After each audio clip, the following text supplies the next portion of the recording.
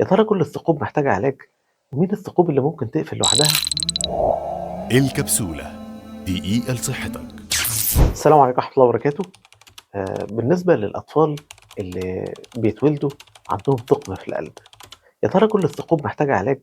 ومين الثقوب اللي ممكن تقفل لوحدها أو بتحتاج عملية علشان نقفلها؟ ويا ترى كلها محتاجة إنها تتقفل عن طريق الجراحة والّا ممكن حل عن طريق القسطرة؟ أولًا في ثقب شائع جدًا اسمه الثقب في الحاجز اللي بين الأذينين.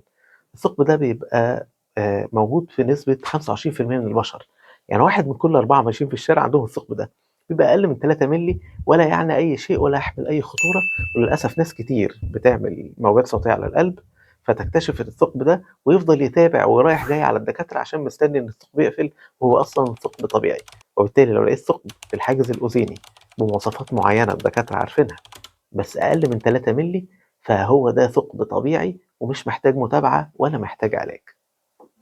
عيادات روح الحياة، رسالة سامية وخدمة راقية.